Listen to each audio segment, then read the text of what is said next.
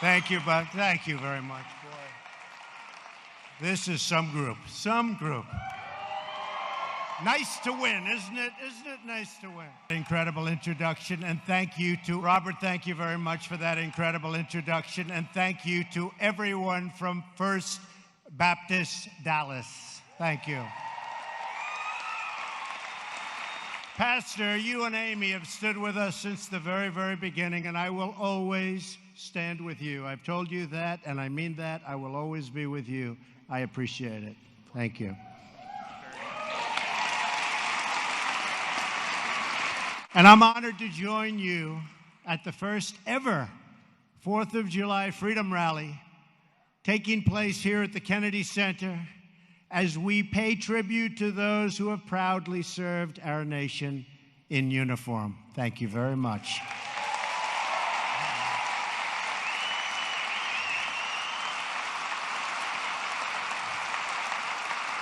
Tonight, we have been inspired by music that fills our hearts, stirs our souls, and reminds us all of who we are. One nation under God.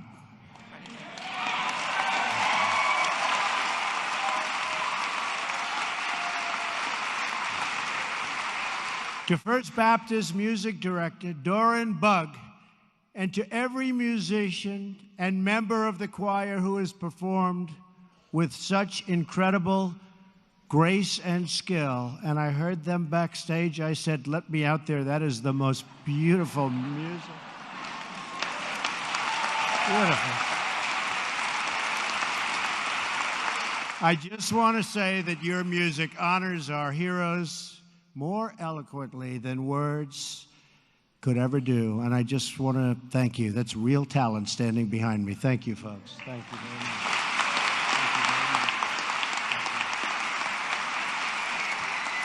And let me say to the hundreds of veterans with us tonight that for my very first Independence Day celebration as president, there is no place I'd rather be than with you. I'll tell you that.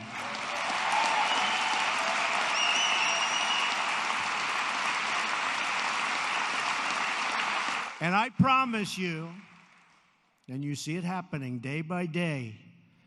Just the other day, we signed Veterans Accountability. They've been trying to do it for 40 years.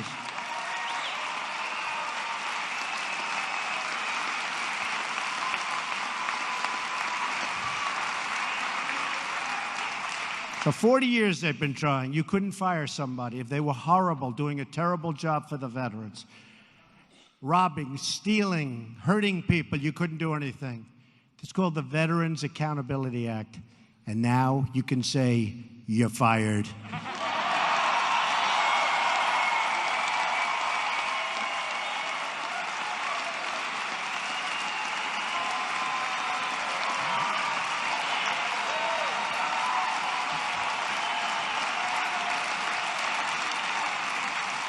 Thank you. And I promise you that we will always take care of our great veterans, always. Right, Louis? Better believe it. And Paula's up there. Paula White has been so helpful. Thank you. I love you too, actually. You've shed your blood, you've poured your love, and you've bared your soul in defense of our country, our people, and our great American flag. Your loyalty to our nation is measured not merely in words, but in deeds. You raced through gunfire, stared down enemy forces, and ran past the gates of hell to fight and to win for America, and you won for America, and we're going to take care of it.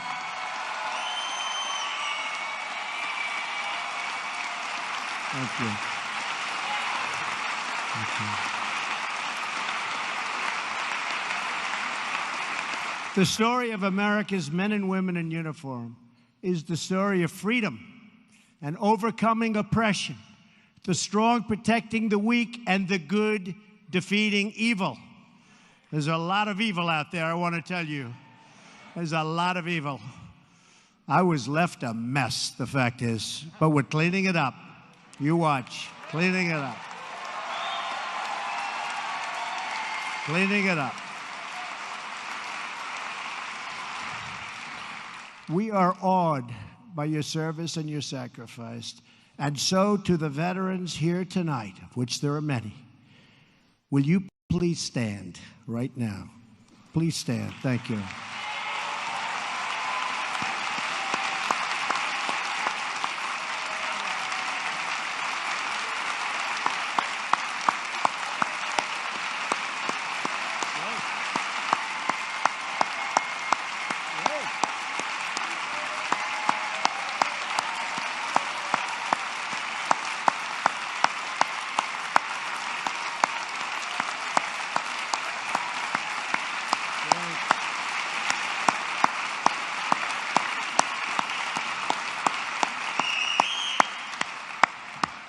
On behalf of our very grateful nation, thank you very much. Thank you very much.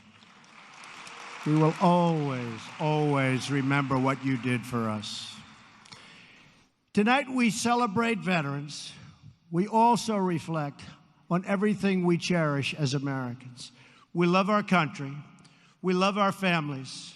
We love our freedom. And we love our God.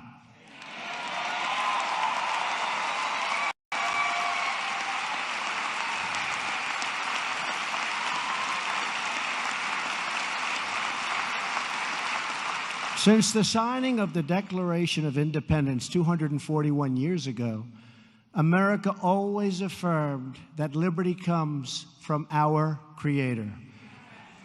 Our rights are given to us by God, and no earthly force can ever take those rights away.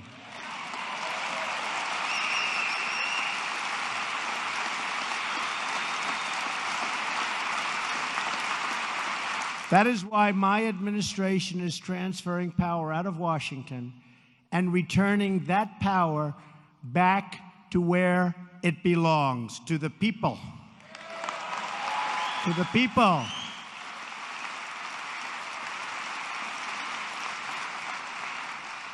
The fake media is trying to silence us, but we will not let them, because the people know the truth.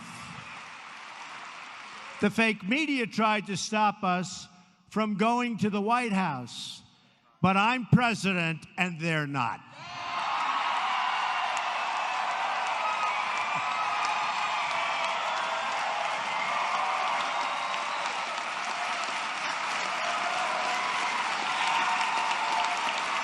Thank you.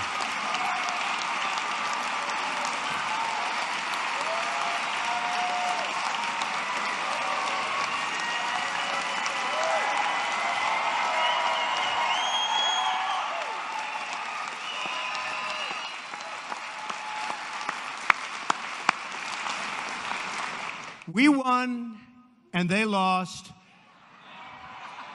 The fact is, the press has destroyed themselves because they went too far.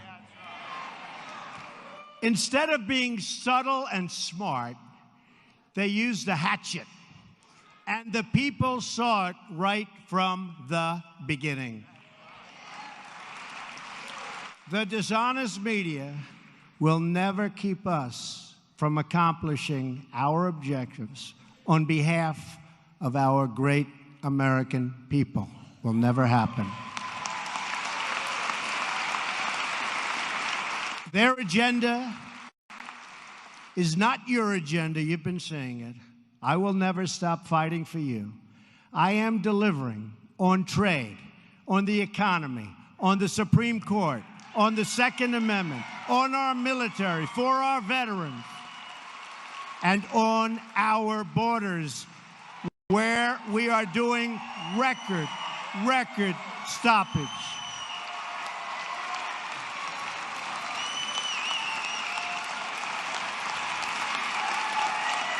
Thank you.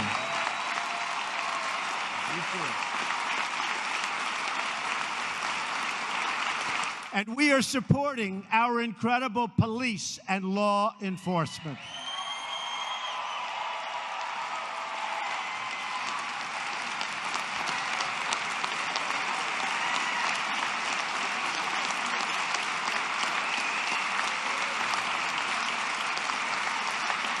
We will save American lives, protect American sovereignty, and we will ensure the forgotten men and women of our country are never forgotten again.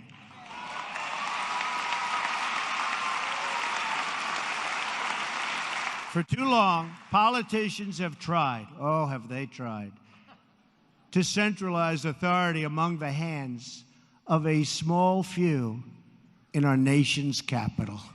I see them all the time. Bureaucrats think they can run over your lives, overrule your values, meddle in your faith, and tell you how to live, what to say, and where to pray. But we know that parents, not bureaucrats, know best how to raise their children and create a thriving society.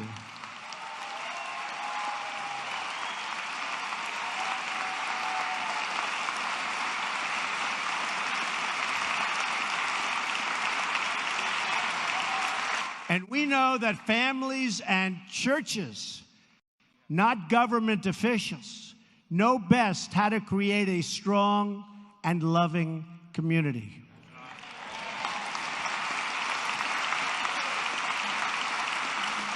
And above all else, we know this.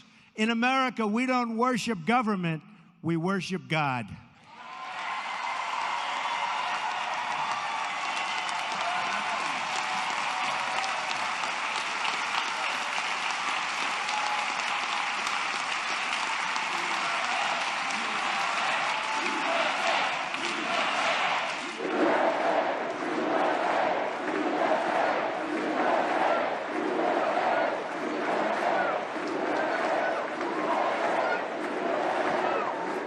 Religious liberty is enshrined in the very First Amendment in the Bill of Rights.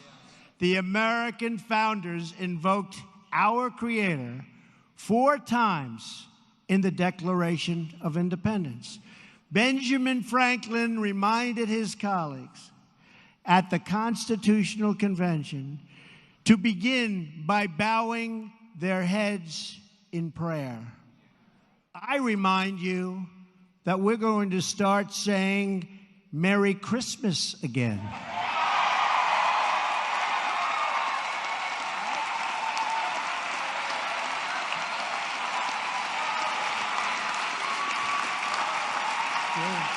True.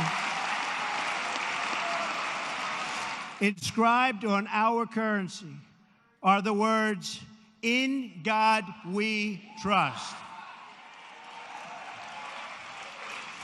But not only has God bestowed on us the gift of freedom, He's also given us the gift of heroes willing to give their lives to defend that freedom you just stood.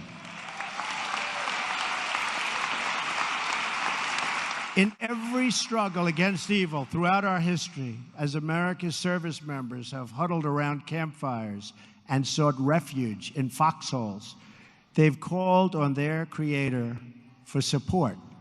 In World War II, when General George Patton, that was a real general. We got some Pattons today, too. I found them. Mad Dog Mattis, right?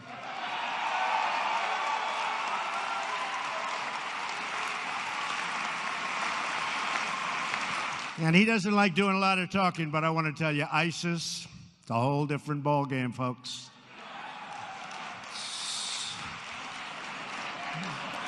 They're going fast. But when Patton ran into a problem that he couldn't solve, he knew what to do. He prayed. Frustrated by rains that were stalling the advance of his Third Army across Europe in early December 1944, horrible weather, Patton asked an Army chaplain to come up with a good prayer for the weather. Patton then had 250,000 copies of that prayer printed and distributed to the soldiers of the Third Army just before the Battle of the Bulge. That was a big one. Did very well there. 500,000 American soldiers fought that pivotal battle of the Second World War. One of those soldiers is here with us tonight. His name is Harry F. Miller. Where's Harry? Where's Harry? Harry, stand up, Harry.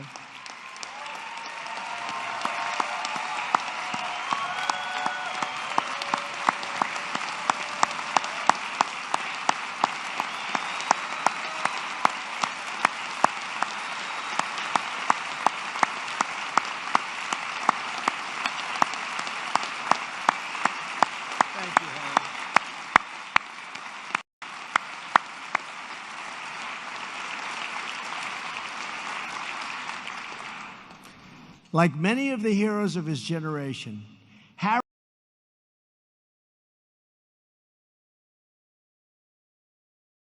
in the Army Reserve. Shame on you, Harry.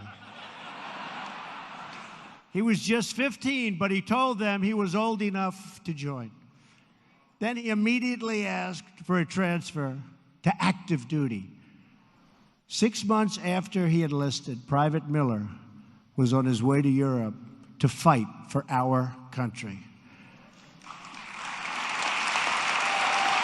Right.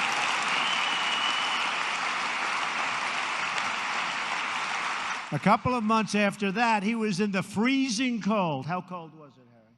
Cold. He said really cold. And driving range of Belgium with the 740th Tank Battalion attached to the 82nd Airborne. As the Battle of the Bulge began, Harry got his orders to go find tanks at a weapons storage facility. When he arrived, he says, he and his friends found nothing but tanks. They were all over the place, right? Nothing but tanks. But they didn't let the tanks stop them. Out of what spare parts they could find, and through sheer grit and resolve, they somehow managed to repair 3 of those tanks and get them all set for action and ready to fight. And before long, those 3 tanks were nose to nose with the lead elements of a German SS Panzer division, and that was tough stuff. In a short time, those tanks had not German division retreated. They left. Good. That's good, Harry. That's good, Harry.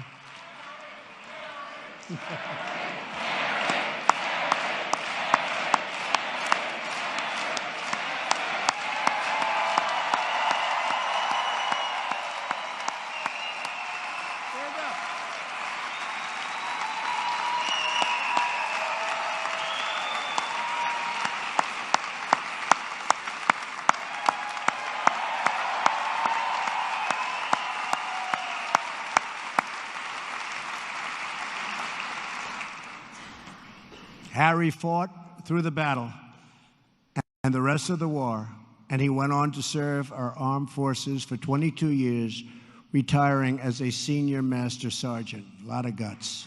Tomorrow, Harry will be 89 tomorrow. 89.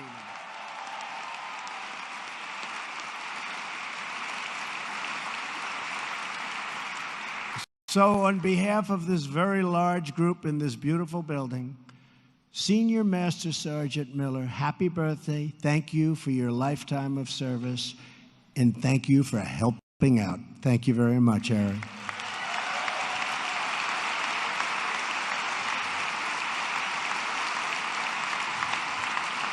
To every veteran with us tonight from every branch of the military, Army, Navy, Marines, Air Force, and Coast Guard, I want you to know that we will always keep our promises to those who have kept us free. Since my very first day in office, we've taken one action after another to make sure that our veterans get the care they so richly deserve. We've published wait times. Those wait times were bad, weren't they? But boy, are they getting better and fast. And we've published them at every VA facility delivered same-day mental health services at every VA medical center, nearly doubled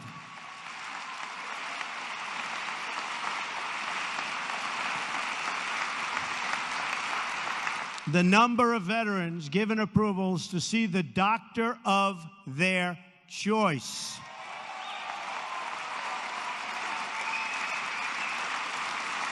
And as I said, just signed brand new legislation. Went through the House, went through the Senate, and I signed it so fast. We didn't want to take any chances, right, Harry? To ensure every VA worker is held accountable for the quality of care they provide to our veterans.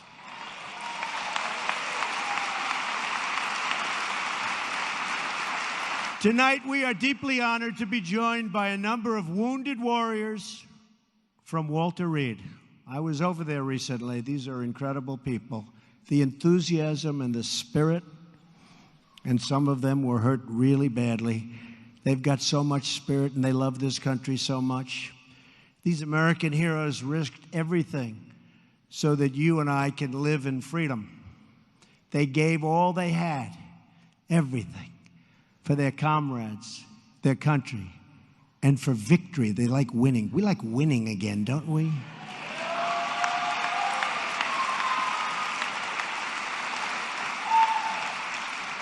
You know, in the old days, we used to win. We sort of just keep fighting and fighting and fighting.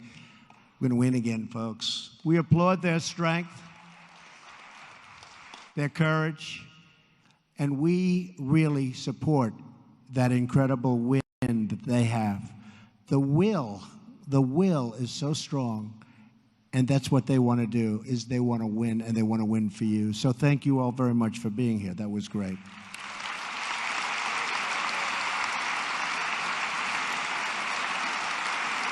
One such hero is Captain Luis Avila. Where is he? Luis. Luis. Oh, we love you, Luis. Luis, wow.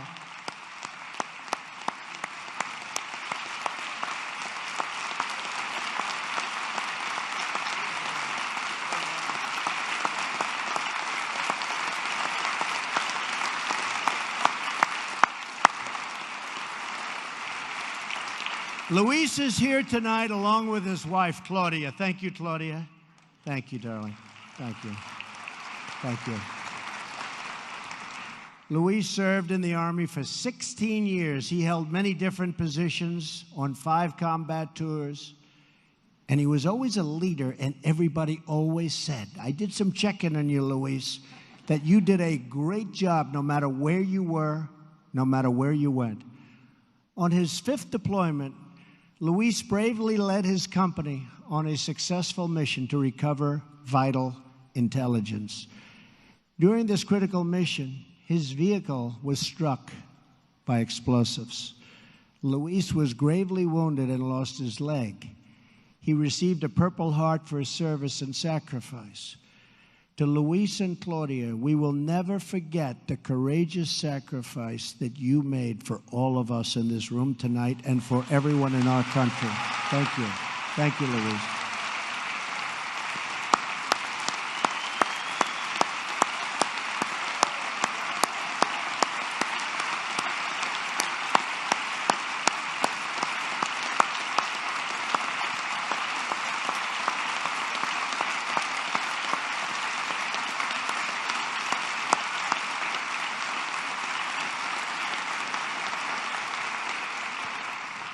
I want you all and all of our incredible wounded warriors to know you have an entire nation of more than 300 million people behind you.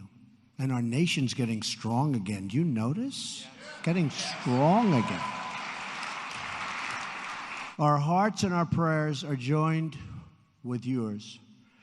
Your legacy, like our gratitude, will live forever, and I want to thank you. Thank you very much. And Claudia, thank you very much. Thank you.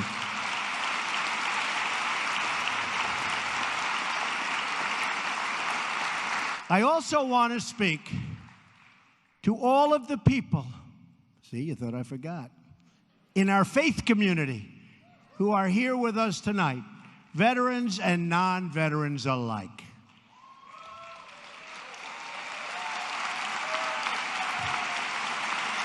You're never going to be forgotten. You'll never be forgotten. My administration will always support and defend your religious liberty.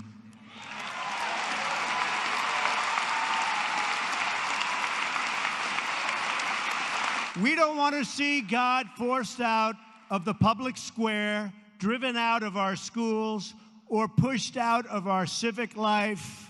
We want to see prayers before football games if they want to give prayers.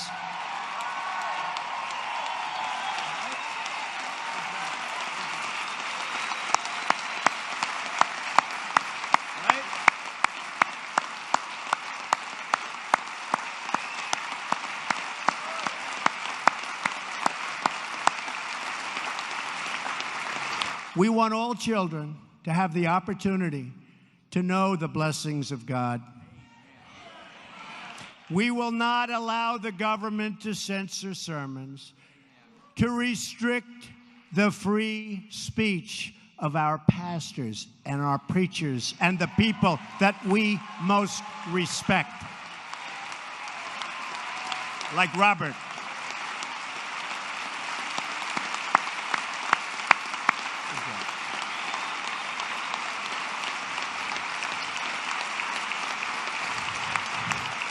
That is why, just as I promised Pastor Jeffress and other faith leaders, I just signed an executive order following, and this is something that makes me very happy and very proud, following through on my campaign pledge to stop the Johnson Amendment from interfering with your First Amendment rights.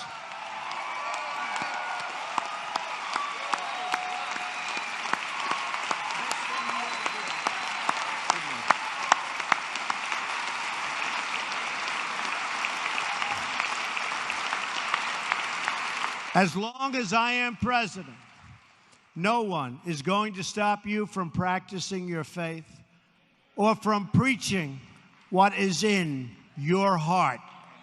We want to hear him. One of the most grave and dire threats to religious freedom in the world today is the threat of terrorism. And specifically, it just seems it's called radical Islamic terrorism. And we cannot allow this terrorism and extremism to spread in our country or to find sanctuary on our shores or in our cities.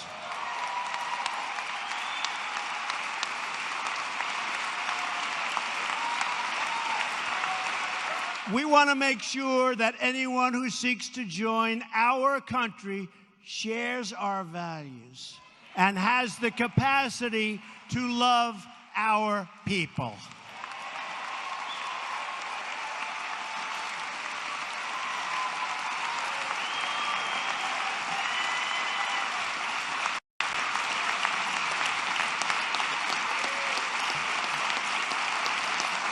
Thank you. Together, we will protect our families, our nations, and our borders. And yes, by the way, for those that are curious, we will build the wall, okay?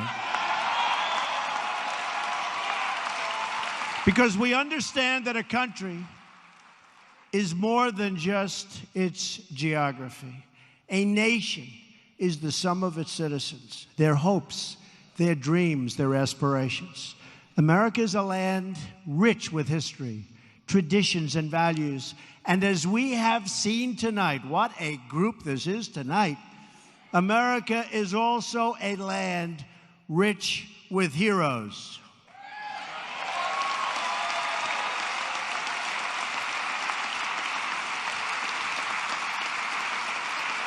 And though we have many stories, we all share one home and one glorious destiny, a destiny that's getting better and better every single day.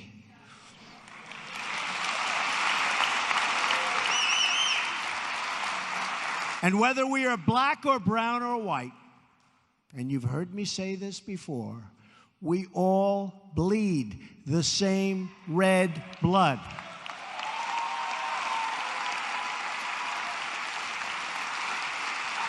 We all salute the same great American flag. And we are all made by the same Almighty God.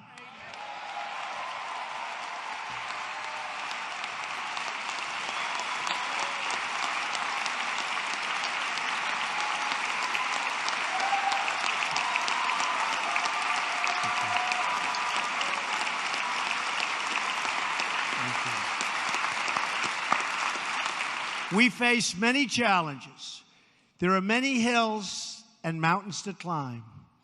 But with the strength and courage of the patriots assembled in this room tonight, we will and you see it all the time, and we're doing it all the time because we're scaling those summits, and we will get the job done.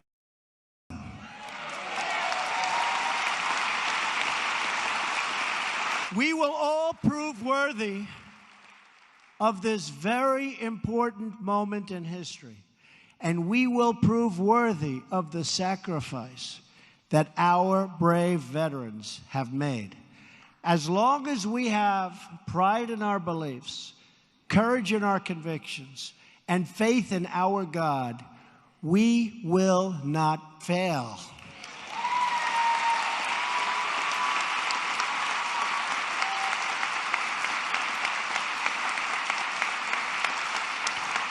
As long as our country remains true to its values, loyal to its heroes, and devoted to its Creator, then our best days are yet to come, because we will make America great again.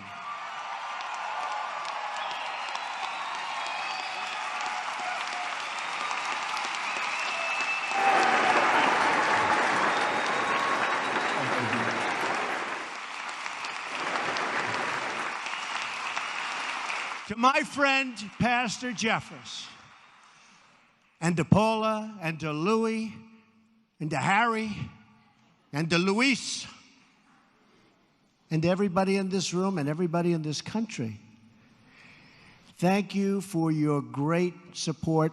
I appreciate it. I will not let you down. To all of our incredible veterans, to the people in the military, and to evangelical Christians who came out in record numbers, thank you. Have a wonderful Independence Day. God bless you. God bless our nation's veterans. God bless the United States of America. Thank you very much. Thank you. Thank you.